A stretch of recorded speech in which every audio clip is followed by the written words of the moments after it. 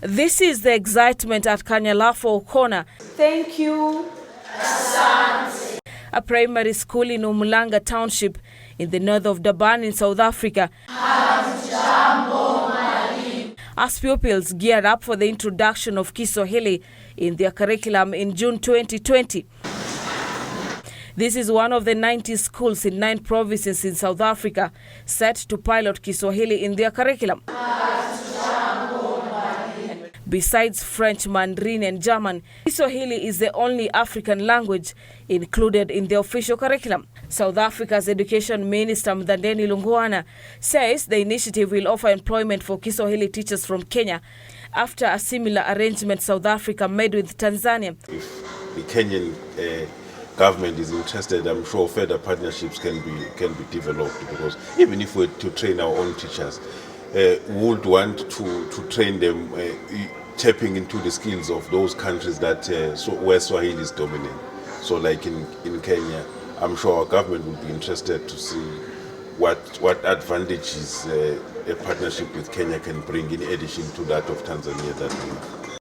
Being a Bantu language, Kiswahili will be easier to learn as it shares some syllables with the indigenous South African tribes. For example, the Kiswahili translations for the word plastic, school, radio and a computer are plastiki, skuli, radio and computer, whose spelling are not very far from isiXhosa, isiZulu and other South African native languages. It will not just end with being a pilot.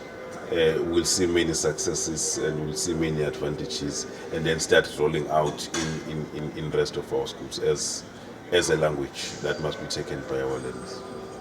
Kanyalafo Corner Primary School Principal Gasibil Zulu and the Education Minister concur that the initiative will enhance social cohesion and exchange of expertise between South Africa and other African countries where Kiswahili is spoken. Somebody from South Africa must find it easy to communicate with somebody in Tanzania, in Kenya, and the rest of Africa in our own language, so that we can also trade in our very own languages. So that's what basically motivated this dance to start piloting the introduction of Swahili. I think it can give us an opportunity, to understand, the culture of our fellow brothers in African countries.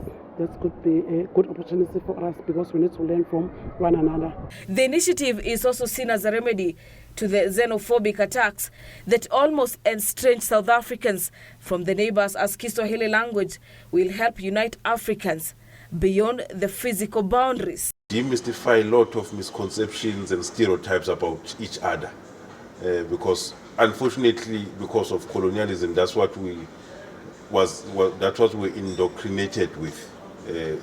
South Africans will value the German people rather than in Ethiopia. Apart from Kenya, Tanzania and Zanzibar, Kiswahili is also spoken in parts of Uganda, DRC Congo, Rwanda, Burundi, Malawi, Mozambique and South African nation of Zambia and Zimbabwe. It's almost you can say an African official language across a number of African countries. That is why it was easy to identify it as the most important language that can make it easy for Africans to communicate amongst themselves, to trade with ease, but to live as Africans. Already 40% of learners in South Africa are currently learning or speaking Kiswahili, and the ripple effect from including Kiswahili in the formal curriculum will generate benefits that transcend the education sector. Definitely, I'll have to know and understand the language in order for me to communicate, effectively with the Swahili-speaking people. People can start, to communicate with each other, then why not teach our kids now?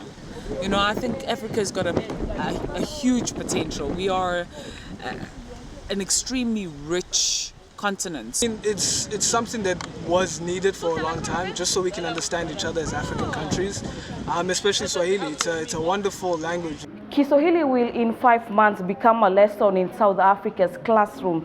And although the idea has received mixed reactions, with some saying that the curriculum is already crowded, proponents behind the idea say Kiswahili will prepare such students with an idea or a feeling to get to understand how to deal with matters of ordinary life as well as trade in the continent. For Channel 1 News from Durban in South Africa, my name is Gladys Mungai. Kwaheri. Kwaheri.